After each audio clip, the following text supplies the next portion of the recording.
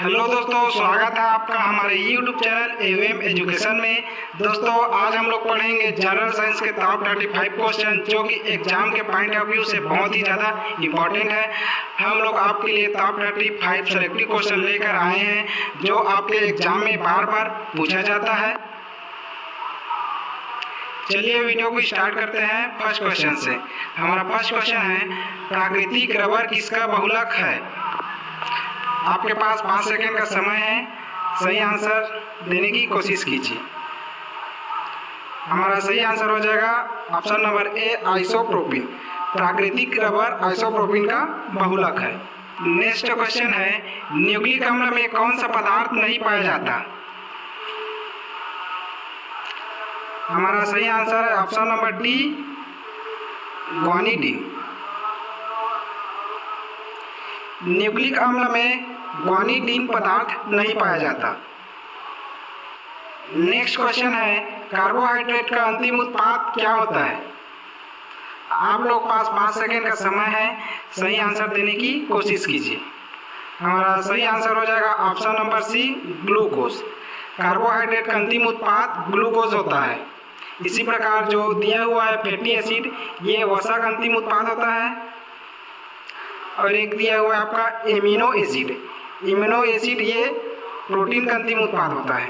किसका? प्रोटीन का अंतिम उत्पाद होता है एमिनो एसिड। सुक्रोज के बारे में जान लेते हैं। सुक्रोज जिसे हम लोग शर्करा कहते हैं, ये जो मीठे फलों में पाया जाता है, जैसे कि आपका गन्ना, एक है चुकंदर, ठीक है। इसमें क्या पाया जाता है? सुक्रोज पाया जाता है। ये क्वेश्चन बहुत ही ज़्यादा इम्पोर्टेंट है। आइए देखते हैं क्वेश्चन, प्याज और लहसुन किसका रूपांतरण है? हमारा आंसर हो जाएगा ऑप्शन नंबर सी, शकलकंद। प्याज और लहसुन शकलकंद का रूपांतरण होता है। इसी प्रकार देखते हैं, प्रकंद जो है, प्रकंद किसका रूपांतरण होता है? ये होता है अदरक और हल्दी का। अदरक और हल्दी का रूपांतरण होता है प्रकंद। इसी प्रकार देखते हैं स्तंभकंद, ये किसका रूपांतरण होता है? आलू का। किसका होता है? ये आलू का रूपांतरण होता है। एक दिया आपका घनकंद। घनकंद जो है इसका रूपांतरण होता है आपका जिमीकंद। क्या होता है? जिमीकंद। जिमीकंद, जिमीकंद का रूपांतरण होता है घनकंद। हमारा नेक्स्ट क्वेश्चन है, इनमें से कौन वृद्धिवर्धक पादप हार्मोन है? हमारा सही आंसर हो जाएगा option number B, auxin. Auxin एक वृद्धिवर्धक पादप हार्मोन होता है। इसी प्रकार देख लेते हैं, जो दिया हुआ है आपका एथिलीन और दिया हुआ है एब्सिसिक एसिड, ये दोनों का वृद्धि निरोधक है। वृद्धि निरोधक पादप हार्मोन होता है। क्या होता है? ये वृद्धि निरोधक, मतलब वृद्धि की दर को कम करता है, और वृद्धिवर्धक मतलब वृद्धि के दर को इंक्रीज करता है। याद रखिए, वृद्धिवर्धक जो होता है ऑक्सिन होता है, और वृद्धि निरोधक अगर आप एग्जाम में पूछ दिया जाएगा तो क्या हो जाएगा? एथिलीन हो जाएगा और एब्सिसिक एसिड। ये क्वेश्चन आपका बहुत ही ज़्यादा इंपॉर्टेंट है, बहुत बार एग्जाम में पूछा गया है। क्वेश्चन क्या है हमारा, पीतल किसका मिश्र धातु है? हमारा सही आंसर हो जाएगा ऑप्शन नंबर ए, तांबा और जिंक। पीतल जो है तांबा और जिंक का मिश्र धातु है। इसको याद करने का शॉर्ट ट्रिक है, क्या याद रखना? पिताजी याद रखना, पिताजी। पी से हो जाएगा आपका पीतल, ता से हो जाएगा तांबा, और जी से हो जाएगा क्या आपका? जिंक, ठीक है। पिताजी अगर याद रहेगा तो आपसे पीतल का मिश्र धातु बन जाएगा। पीता से हो जाएगा पीतल, ता से हो जाएगा तांबा, और जी से हो जाएगा क्या? जी। इसी प्रकार देखते हैं, तांबा और टीन ये किसका मिश्र धातु होता है? आपका कांसा का। क्या? कांसा का। कांसा जिसे हम लोग इंग्लिश में क्या बोलते हैं? ब्रॉन्ज बोलते हैं इसको। क्या? ब्रॉन्ज, ठीक है। ब्रॉन्ज किसका मिश्र धातु है या कांसा बोल दिया जाएगा तो क्या हो जाएगा आपका आंसर? तांबा और टीन। इसी प्रकार देखते हैं, टीन और सीसा। टीन और सीसा किसका मिश्र धातु होता है? इसको याद रखना, सोल्डर। सोल्डर के लिए कोई भी इलेक्ट्रॉनिक उपकरण को जोड़ने के लिए हम लोग किसका यूज करते हैं, सोल्डर का यूज करते हैं ना। तो सोल्डर का जो मिश्र धातु होता है कौन सा होता है, सीसा और टीन होता है। इसी प्रकार एक और दिया हुआ है तांबा, जिंक और निकल, ये किसका मिश्र धातु होता है, ये जर्मन सिल्वर। जर्मन सिल्वर का ये क्या होता है, ये जर्मन सिल्वर का ये क्या होता है, मिश्र धातु होता है। इसको बहुत ही बार एग्जाम में पूछा गया है। जर्मन सिल्वर का मिश्र धातु क्या होता है, तांबा, जिंक और निकल। नेक्स्ट क्वेश्चन है हमारा, विद्युत चुंबकीय प्रेरण के खोजकर्ता कौन थे। हमारा सही आंसर हो जाएगा option number D, Michael Faraday. विद्युत चुंबकीय प्रेरण की खोजकर्ता माइकल फैराडे थे। इसी प्रकार देखते हैं न्यूटन दिया हुआ है। न्यूटन किसका खोज किया था, ये गुरुत्वाकर्षण का। किसका, गुरुत्वाकर्षण। गुरुत्वाकर्षण की खोज की थी न्यूटन ने। आपका दिया हुआ है अल्फ्रेड नोबेल। अल्फ्रेड नोबेल इसने किसका खोज किया था, डायनामाइट। किसका, डायनामाइट का। डायनामाइट का खोज किया था अल्फ्रेड नोबेल ने। और एक आपका है गैलीलियो। गैलीलियो ने किसका खोज किया था, इसने किया था सूक्ष्मदर्शी। सूक्ष्मदर्शी का, ठीक है। गैलीलियो ने किसका खोज किया था, सूक्ष्मदर्शी का। लेंस से संबंधित आपके एग्जाम में बहुत ही ज़्यादा क्वेश्चन पूछा जाता है और सभी लोग डाउट हो जाते हैं कि किस दृष्टि दोष में अवतल लेंस यूज करेंगे कि उत्तल लेंस यूज करेंगे। आइए उसी पर बेस्ड हम लोग क्वेश्चन देखते हैं। क्वेश्चन है हमारा, निकट दृष्टि दोष के लिए कौन सा लेंस का उपयोग किया जाता है। हमारा सही आंसर हो जाएगा ऑप्शन नंबर ए, अवतल लेंस। निकट दृष्टि दोष के लिए अवतल लेंस का उपयोग किया जाता है। निकट दृष्टि दोष क्या होता है, निकट दृष्टि दोष में व्यक्ति को निकट की वस्तु अच्छे से दिखाई देगा, मतलब स्पष्ट दिखाई देगा, और दूर की वस्तु से स्पष्ट दिखाई नहीं देता। इसी प्रकार दूरदृष्टि दोष होता है। दूरदृष्टि दोष में व्यक्ति को दूर की वस्तु स्पष्ट दिखाई देगी और पास की वस्तु स्पष्ट दिखाई नहीं देगा, ठीक है। निकट दृष्टि दोष और एक होता है आपका दूरदृष्टि दोष। इसमें सभी बच्चों को डाउट होता है। आइए इस डाउट को मैं क्लियर कर देता हूं कि निकट दृष्टि दोष में कौन सा लेंस यूज करेंगे और दूर दृष्टि दोष में किस लेंस का यूज करेंगे। तो एक लाइन में समझ सकते हैं, निकट मतलब जो छोटा है उसके लिए हम लोग बड़ा यूज करेंगे और दूर जो बड़ा उसके लिए क्या करेंगे, छोटा। मतलब बड़े के लिए छोटा यूज करना है और छोटे के लिए बड़ा। एक आपका दिया है द्विफोक्सी लेंस, इसके बारे में जान लेते हैं। द्विफोक्सी लेंस का यूज हम लोग किसके लिए यूज करते हैं, जरा दृष्टि दोष के लिए। नेक्स्ट क्वेश्चन है हमारा, लेंस क्षमता की इकाई है। हमारा सही आंसर हो जाएगा option number C, dioptre. Lens क्षमता की इकाई डायोप्टर होती है। इसी प्रकार जान लेते हैं, जैसे दिया हुआ है आपका एम्पियर, एक इसकी इकाई होती है विद्युत धारा की। विद्युत धारा, विद्युत धारा की इकाई होती है एम्पियर। इसी प्रकार आपका दिया हुआ है एंगस्ट्रॉम। एंगस्ट्रॉम जो है, एंगस्ट्रॉम किसकी इकाई है, ये तरंग दैर्ध्य की इकाई है। तरंग दैर्ध्य की इकाई होती है, इसको याद रख लेना। दिया हुआ है आपका कैंडेला। कैंडेला एक किसकी इकाई होती है, ज्योति तीव्रता की। कैंडेला होती है इकाई ज्योति तीव्रता की। किसकी होती है, ज्योति तीव्रता। ज्योति तीव्रता जो है कैंडेला की इकाई होती है। आपका एक क्वेश्चन रेडी होने के साथ साथ 3 और क्वेश्चन भी रेडी हो जा रहा है। ये देखिए, मतलब हम लोग एक क्वेश्चन पढ़ रहे हैं, मतलब ये समझ लीजिए कि एक क्वेश्चन जो पढ़ उसमें 4 क्वेश्चन इंक्लूड है। ये क्वेश्चन बहुत ही बार एग्जाम में पूछा गया है। आइए देखते हैं क्वेश्चन, लाल रक्त कणिका का जीवन काल कितना दिनों का होता है। आप लोग पास 5 सेकंड का समय है, सही आंसर देने की कोशिश कीजिए। हमारा सही आंसर हो जाएगा ऑप्शन नंबर बी, 120 दिन। लाल रक्त कणिका का जीवन काल 120 दिन का होता है। इसी प्रकार दिया हुआ है 1 से 4 दिन, ये किसका 1 से 4 दिन किसका जीवन काल होता है, श्वेत रक्त कणिकाएं। श्वेत रक्त कणिकाएं का जीवन काल 1 से 4 दिन होता है।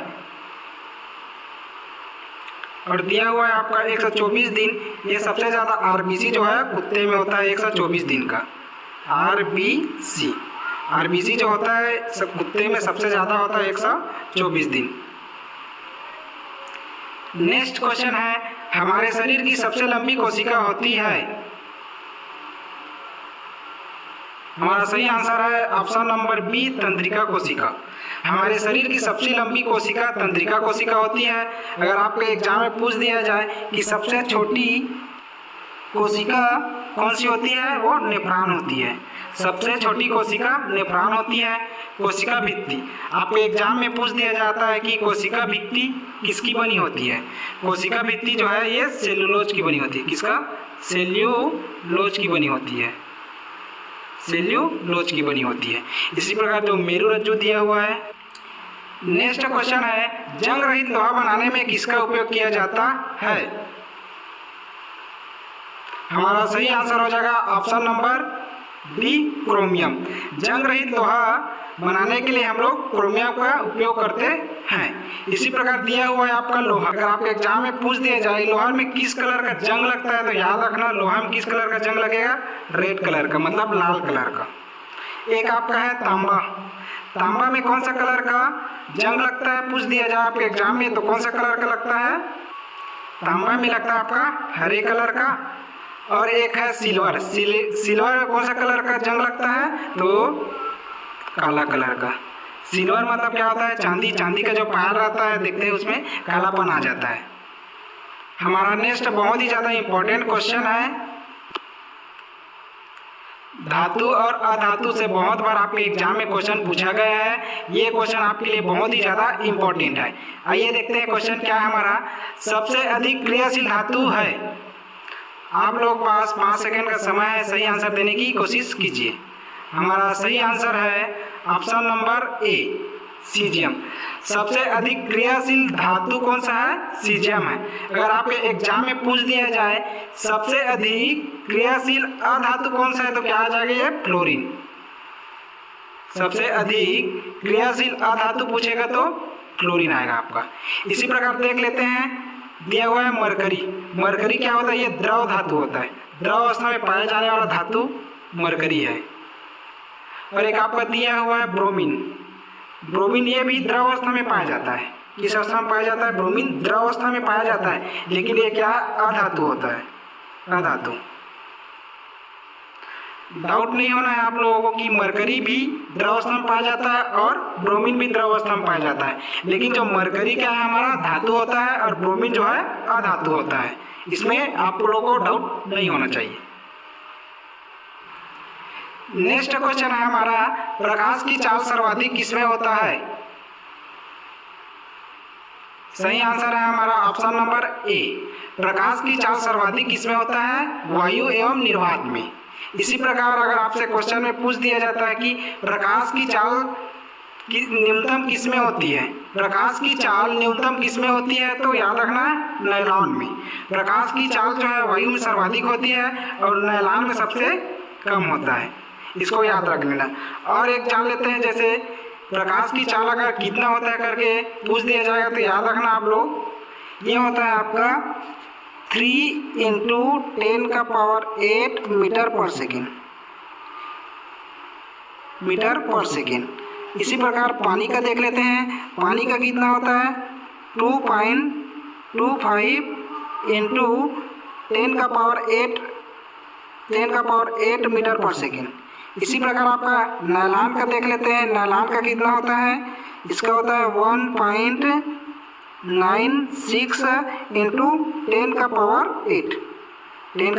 10⁸ हो जाएगा। एक और दिया हुआ है कांच का। कांच का अगर आपसे एग्जाम में पूछ दिया जाता है कांच का प्रकाश में चाल कितना होता है, तो इसका वैल्यू हो जाएगा 2 × 10⁸ मीटर पर सेकंड। इसको याद रखना। नेक्स्ट क्वेश्चन है हमारा, गति के प्रथम नियम का उदाहरण है। हमारा सही आंसर हो जाएगा ऑप्शन नंबर ए, कंबल को छड़ी से पीटने पर धूल का कण झड़ जाते हैं। ये गति के प्रथम नियम के उदाहरण है। गति के प्रथम नियम समझ लेते हैं। जब कोई वस्तु विरामावस्था में है तो विरामावस्था में रहेगा, जब कोई वस्तु गतिशील में है तो गतिशील अवस्था में रहेगा, जब तक उस पर हम लोग कोई बाह्य बल न लगा जाए। ये गति का प्रथम नियम होता है। इसी प्रकार देखते हैं, बी दिया हुआ है आपका, ऊंचाई से कूदने पर चोट लगना। ऊंचाई से लगने पर ऊंचाई से कूदने पर चोट लगना, ये किसका उदाहरण है? ये गति का तृतीय नियम का उदाहरण है। गति का तृतीय नियम क्या बोलता है? प्रत्येक क्रिया के बराबर विपरीत प्रतिक्रिया। जैसे हम लोग बॉल या गेंद को दीवार पे जितना जोर से मारेंगे उतने जोर से क्या होता है, वो हमारे साइड आता है। इसी प्रकार सी दिया हुआ है, कराटे खिलाड़ी द्वारा हाथ के प्रहार से ईंटों को तोड़ना, ये गति का द्वितीय नियम का उदाहरण होता है। गति का द्वितीय नियम क्या बोलता है? Mass into acceleration. Force equal to क्या होता है? Mass into acceleration. मास को बोलते हैं हम लोग द्रव्यमान, और ए से हो जाएगा आपका एक्सीलरेशन। एक्सीलरेशन मतलब त्वरण होता है। नेक्स्ट क्वेश्चन है, द्रव्य में तापमान बढ़ाने पर उसका आयतन पर क्या प्रभाव पड़ता है? हमारा सही आंसर हो जाएगा ऑप्शन नंबर बी, बढ़ता है। द्रव्य में तापमान बढ़ाने पर उसका आयतन बढ़ता है। इसको जान लेते हैं आयतन कैसे बढ़ता है। जैसे आप लोग पानी को गर्म करते हो, मतलब उसका टेम्परेचर हम लोग बढ़ाते हैं, तो उसका आयतन क्या हो जाता है? बढ़ने लगता है। मतलब उसको पानी को गर्म कर रहे हैं, अगर ऊपर में उससे हम लोग क्या करते हैं, जैसे ये दिया हुआ है, पानी को हम लोग क्या कर रहे हैं? गर्म कर रहे हैं। इसके ऊपर में हम लोग क्या कर देते हैं? ढक्कन लगा देते हैं। जैसे जैसे टेम्परेचर बढ़ते जाता है तो इसका वॉल्यूम जो आयतन जो है बढ़ते जाता है। वॉल्यूम क्या होता है? इसका बढ़ते जाता है। इसी प्रकार देखते हैं, द्रव्य में तापमान बढ़ाने पर उसका आयतन बढ़ता है, लेकिन घनत्व पर क्या प्रभाव पड़ता है? जो घनत्व होता है ये क्या होता है? घटता है। घनत्व जो है घटता है। अगर द्रव्यमान पूछ दिया, द्रव्य में तापमान बढ़ाने पर इसके द्रव्यमान में क्या प्रभाव पड़ता है बोल दिया जाएगा, तो क्या हो जाएगा? द्रव्यमान जो है आपका नियत रहता है। इसको याद रखना, द्रव्यमान भी याद रहता है। इसका कहने का मतलब यह है, मतलब हमारा जो मास रहेगा, और मास मतलब द्रव्यमान जितना केजी का लिए रहेंगे वो उतना ही केजी का रहता है। इसलिए बोल सकते हैं कि द्रव्यमान हमारा क्या रहता है? नियत रहता है। नेक्स्ट क्वेश्चन है, शरीर की सबसे बड़ी ग्रंथि है? हमारा सही आंसर हो जाएगा ऑप्शन नंबर ए, यकृत। शरीर की सबसे बड़ी ग्रंथि यकृत होती है। यकृत को इंग्लिश में क्या बोलते हैं हम लोग? लीवर बोलते हैं। क्या बोलते हैं इसको? लीवर बोलते हैं। इसी प्रकार जान लेते हैं, जो पीयूष ग्रंथि है ये सबसे छोटी ग्रंथि होती है। किडनी, किडनी का क्या यूज होता है? ये रक्त को शुद्धिकरण करता है, रक्त का शुद्धिकरण। किडनी से क्या होता है? रक्त का शुद्धिकरण होता है। अग्नाशय जान लेते हैं, अग्नाशय के बारे में भी जान लेते हैं हम लोग। अग्नाशय क्या होता है? अग्नाशय में अंतःस्रावी एवं बाह्यस्रावी ग्रंथियां दोनों होती है। नेक्स्ट क्वेश्चन है, कोशिका की आत्महत्या की थैली किसे कहा जाता है? हमारा सही आंसर है option number B, lysosome. Lysosome को कोशिका की आत्महत्या की थैली कहा जाता है। इसी प्रकार जान लेते हैं प्रोटोप्लाज्मा। प्रोटोप्लाज्मा को क्या बोलते हैं? जीव द्रव्य, जीव द्रव्य बोलते हैं। प्रोटोप्लाज्मा को हिंदी में क्या बोलते हैं? जीव द्रव्य बोलते हैं। जीव द्रव्य को हम लोग क्या बोलते हैं? जीवन का भौतिक आधार माना जाता है। इस प्रकार आपका दिया हुआ है, ये प्रिंट मिस्टेक हो गया, ये होगा राइबोसोम। राइबोसोम इसमें क्या होता है? प्रोटीन का संस्करण होता है। प्रोटीन का संस्करण या प्रोटीन का केंद्र किसे बोलते हैं? राइबोसोम को। इसको याद रख लेना, ये बहुत ही ज़्यादा इंपॉर्टेंट है, बहुत ही बार इसको एग्जाम में पूछा गया है। नेक्स्ट क्वेश्चन है, इनमें से कौन सा सदिश राशि है? हमारा सही आंसर हो जाएगा ऑप्शन नंबर डी, विस्थापन। विस्थापन एक सदिश राशि है। सदिश राशि जान लेते हैं, सदिश राशि क्या होता है? वे भौतिक राशि जिसको व्यक्त करने के लिए दिशा के साथ साथ परिणाम की भी जरूरत पड़ती है। दिशा के साथ साथ परिणाम की भी जरूरत या आवश्यकता पड़ती है। इसे क्या बोलते हैं हम लोग? सदिश राशि। और इसके विपरीत अगर अदिश राशि बोल देता है तो अदिश राशि में सिर्फ क्या की जरूरत पड़ेगा? हमें परिणाम की जरूरत पड़ता है, दिशा की जरूरत नहीं पड़ता। आइए जान लेते हैं सदिश राशि के और क्या क्या एग्जाम्पल हैं। एक होता है आपका वेग, ये भी सदिश राशि है। संवेग, ये भी सदिश राशि है। एक होता है आपका त्वरण, ये भी क्या है? सदिश राशि है। और बाकी आपका दिया हुआ है आयतन, द्रव्यमान, घनत्व, ये क्या सब, ये अदिश राशि है, ये अदिश राशि है। इसमें सिर्फ परिणाम होता है, दिशा नहीं होता। नेक्स्ट क्वेश्चन है, किसके कारण पानी में डूबी छड़ तिरछी दिखाई देती है? हमारा सही आंसर हो जाएगा ऑप्शन नंबर बी, प्रकाश का प्रवर्तन। प्रकाश के प्रवर्तन के कारण पानी में डूबी छड़ तिरछी दिखाई देती है। प्रकाश का प्रवर्तन को समझ लेते हैं। जब प्रकाश की किरण एक माध्यम से दूसरे माध्यम में जाती है तो वह अपने मार्ग से क्या हो जाती है, विचलित हो जाती है। इसी को हम लोग क्या बोलते हैं, प्रकाश का प्रवर्तन। मतलब ये जो प्रकाश किरण को सीधे जाने के बजाय ये क्या हो जाता है, अपने स्थान से विचलित हो जाती है, मतलब ये तिरछी हो जाती है। इसी को हम लोग क्या बोलते हैं, प्रकाश का प्रवर्तन बोलते हैं। देखते हैं प्रकाश का अपवर्तन क्या होता है। जब प्रकाश किरण एक माध्यम से दूसरे माध्यम में जाता है तो किसी स्थान पर टकराने के बाद वह उसी मार्ग में वापस चला जाता है। इसको हम लोग बोलते हैं प्रकाश का अपवर्तन। प्रकाश के अपवर्तन के कारण ही हमें वस्तु दिखाई देती है। आपका दिया हुआ है पूर्ण आंतरिक परावर्तन। पूर्ण आंतरिक परावर्तन मतलब ये क्या होता है, इसका एक उदाहरण होता है मरीचिका। मरीचिका मतलब जब हम लोग रेगिस्तान में जाते हैं तो देखते हैं कि वहाँ कोई पेड़ है करके हमें ऐसा प्रतीत होता है, लेकिन एक्चुअली में जाने के बाद हमें वहाँ कोई भी पेड़ दिखाई नहीं देता।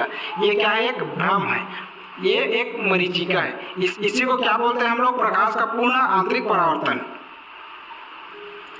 नेक्स्ट क्वेश्चन है हमारा, मेनिंजाइटिस रोग शरीर के किस अंग को प्रभावित करता है? हमारा सही आंसर हो जाएगा ऑप्शन नंबर बी, मस्तिष्क। जो मेनिंजाइटिस रोग है ये मस्तिष्क को प्रभावित करता है। इसी प्रकार देखते हैं आँख दिया हुआ है। आँख से जो संबंधित रोग है ये ट्रेकोमा होता है, ट्रेकोमा, ये आँख से संबंधित रोग है। इसी प्रकार जो तंत्रिका तंत्र है, तंत्रिका तंत्र को कौन सा रोग प्रभावित करता है, एड्स। याद रखना, एड्स से शरीर का तंत्रिका तंत्र प्रभावित होता है।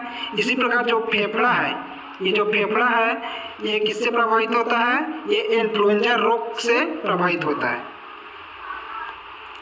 नेक्स्ट क्वेश्चन है जो कि हमारा बहुत ही ज़्यादा इम्पोर्टेंट है। क्या है क्वेश्चन हमारा, फ्यूज तार के लिए कौन सा कथन सही है?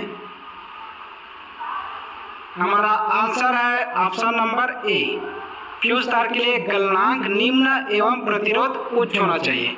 फ्यूज तार के बारे में जान लेते हैं। फ्यूज तार हम लोग घरों में सुरक्षा के उपकरण की दृष्टि से यूज करते हैं, जिसका गलनांक निम्न और प्रतिरोध उच्च होता है। फ्यूज तार किन धातु से मिलकर बना होता है करके अगर आपके एग्जाम में पूछ दिया जाए तो याद रखना, एक होता है आपका टीन और शीशा। फ्यूज तार जो है टीन और शीशा का मिश्र धातु होता है। नेक्स्ट क्वेश्चन है हमारा, लौंग का खाया जाने वाला भाग है? सही आंसर हो जाएगा ऑप्शन नंबर डी, फूल की कली। लौंग के खाया जाने वाला भाग कौन है, फूल की कली है। इसी प्रकार जो भिंडी जो है, भिंडी का खाया जाने वाला भाग फल होता है। इसी प्रकार आपसे पूछ दिया जाएगा भ्रूणकोश। भ्रूणकोश जो होता है आपका नारियल, नारियल का खाया जाने वाला भाग जो है भ्रूणकोश है। एक आपका दिया हुआ है मध्य फल भित्ति। मध्य फल भित्ति ये आपका आएगा, आम में आएगा और पपीता में आएगा। पपीता और आम का खाया जाने वाला भाग होता है आपका मध्य फल वृत्ति। दोस्तों आपके लिए 35 मोस्ट सिलेक्टिव क्वेश्चन लेकर आए हैं। अगर आप इसी वीडियो को देखकर एग्जाम में चले जाते हैं तो यह आपका 3 से 4 मार्क्स 100% पूछा जाएगा। इसलिए ये टॉप 35 क्वेश्चन, इसको अच्छे से पढ़ लीजिए, याद कर लीजिए। नेक्स्ट क्वेश्चन है हमारा, न्यूट्रॉन की खोज किसने किया था? सही आंसर हो जाएगा option number B, Chadwick. Chadwick ने न्यूट्रॉन की खोज किया था। अगर पूछ दिया जाए आपका न्यूट्रॉन पे कौन सा चार्ज होता है, जिसमें याद रखना जो न्यूट्रॉन होता है ये उदासीन होता है, उदासीन। गोल्डस्टीन ने किसका खोज किया था? ये प्रोटॉन का खोज किया था। प्रोटॉन, इसका जो चार्ज होता है ये पॉजिटिव रहता है। एक जो दिया हुआ है आपका जे थॉमसन, इसने किसका खोज किया था? इसने इलेक्ट्रॉन का खोज किया था, इलेक्ट्रॉन का। इसका जो चार्ज होता है इस पर नेगेटिव चार्ज होता है।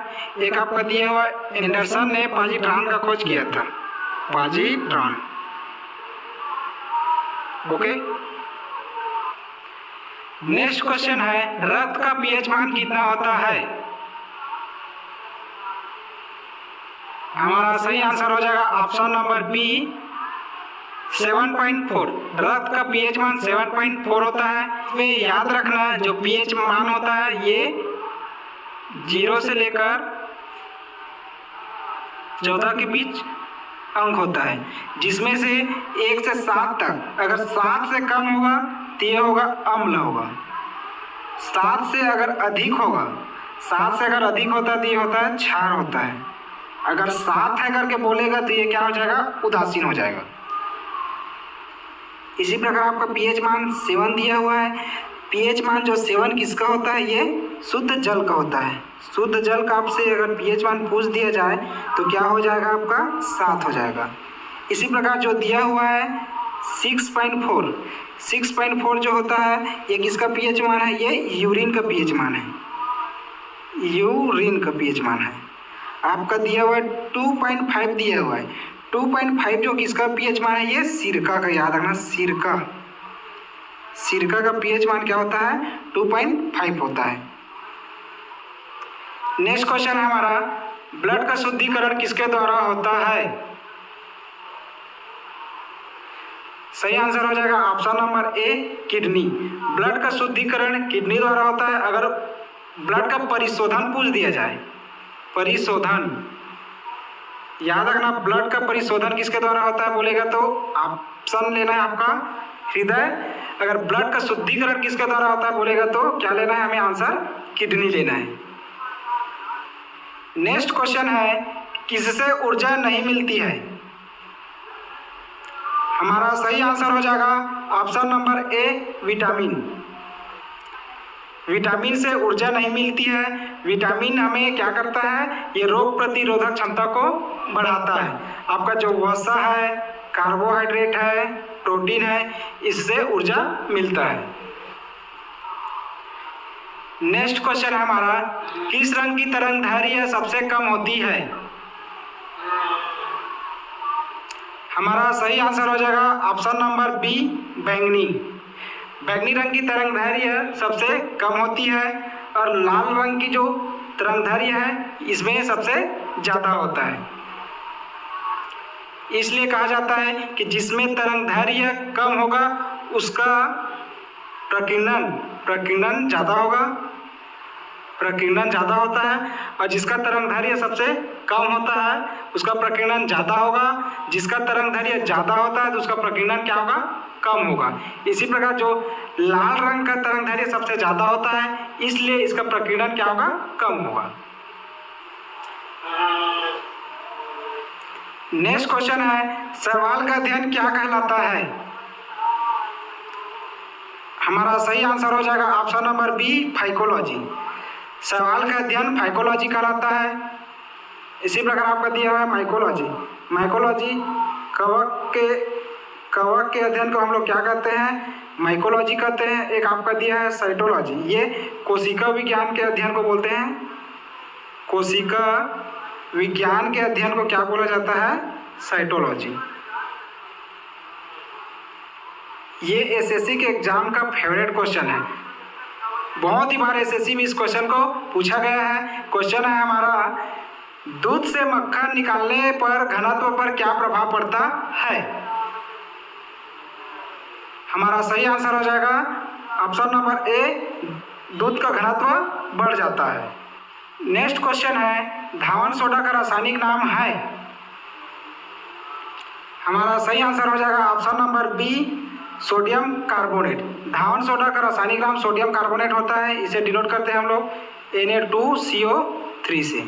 इसी प्रकार देखते हैं सोडियम बाई कार्बोनेट, ये बेकिंग सोडा का रासायनिक नाम होता है। किसका? बेकिंग सोडा का रासायनिक नाम होता है। इसी प्रकार आपका दिया हुआ है सोडियम हाइड्रोक्साइड, इसे कास्टिक सोडा बोला जाता है, कास्टिक सोडा। और एक आपका दिया हुआ है पोटेशियम कार्बोनेट। पोटेशियम कार्बोनेट को कास्टिक पोटास बोला जाता है। क्या बोला जाता है इसको? Caustic potash. धान सोडा का रासायनिक नाम सोडियम कार्बोनेट। अगर सोडियम बाइकार्बोनेट ये किसका रासायनिक नाम है? ये हो जाएगा बेकिंग सोडा का। सोडियम हाइड्रोक्साइड ये किसका रासायनिक नाम है? ये कास्टिक सोडा का रासायनिक नाम है। और इसी प्रकार आपका दिया हुआ है पोटेशियम कार्बोनेट, ये हो जाएगा किसका रासायनिक नाम? कास्टिक पोटास का। नेक्स्ट क्वेश्चन है, माल्टोज किससे मिलकर बनता है? हमारा सही आंसर हो जाएगा option number A, glucose plus glucose. Glucose और ग्लूकोज मिलकर क्या बनता है? ये माल्टोज बनता है। इसी प्रकार आपका दिया हुआ है ग्लूकोज प्लस फ्रैक्टोज, ये क्या मिलकर बनता है? ये सुक्रोज बनता है, सुक्रोज। इसी प्रकार आपका ग्लूकोज प्लस गैलेक्टोज मिलकर क्या बनता है? ये लैक्टोज बनता है, लैक्टोज। नेक्स्ट क्वेश्चन है, दूध का सफेद रंग किस प्रोटीन के कारण होता है? हमारा सही आंसर हो जाएगा ऑप्शन नंबर डी, कैक्सिन। दूध का सफेद रंग कैक्सिन प्रोटीन के कारण होता है। इसी प्रकार दिया हुआ आपका कैरोटीन, जो गाजर का लाल रंग होता है, ये कैरोटीन के कारण होता है। हीमोग्लोबिन ये ब्लड में पाया जाता है, ब्लड में पाया जाता है क्या? हीमोग्लोबिन। एक आपका दिया हुआ है लिकोपिन। लिकोपिन ये टमाटर का लाल रंग होता है, वो लिकोपेन प्रोटीन के कारण होता है। नेक्स्ट क्वेश्चन है, 4 डिग्री सेंटीग्रेड पर पानी का आयतन एवं घनत्व होता है। हमारा सही आंसर हो जाएगा ऑप्शन नंबर ए, न्यूनतम और सर्वाधिक। 4 डिग्री सेंटीग्रेड पर पानी का आयतन न्यूनतम और जो घनत्व है ये सर्वाधिक होता है।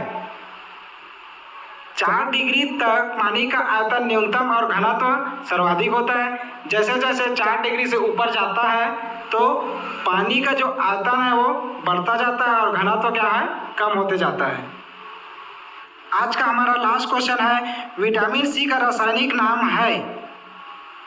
सही आंसर हो जाएगा हमारा option number C, ascorbic acid. Vitamin C का रासायनिक नाम एस्कॉर्बिक एसिड होता है। विटामिन सी की कमी से स्कर्वी रोग होता है, स्कर्वी रोग होता है, इसको भी याद रख लीजिए। और विटामिन सी किसमें पाया जाता है? ये आंवला और नींबू में, ये इसका सोर्स है।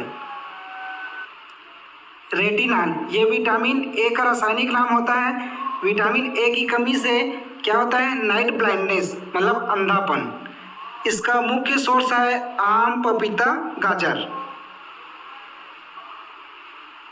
एक दिया हुआ है आपका थायमिन। ये विटामिन बी का रासायनिक नाम होता है क्या? थायमिन। इसकी कमी से, विटामिन बी की कमी से क्या रोग होता है? बेरी बेरी, बेरी बेरी ये रोग होता है। कैल्सीफेरॉल ये विटामिन डी का रासायनिक नाम होता है। विटामिन डी का सोर्स है सूर्य का प्रकाश। इसकी कमी से क्या रोग होता है? विटामिन डी की कमी से रोग होता है रिकेट्स। क्या होता है? रिकेट्स रोग होता है। आपको वीडियो अच्छा लगा होगा तो वीडियो को लाइक कीजिए, और अगर आप चैनल पे नए हो तो चैनल को सब्सक्राइब जरूर कीजिए। मिलते हैं हम लोग ऐसे ही सिलेक्टिव और इम्पोर्टेंट क्वेश्चन के साथ नेक्स्ट लेक्चर में।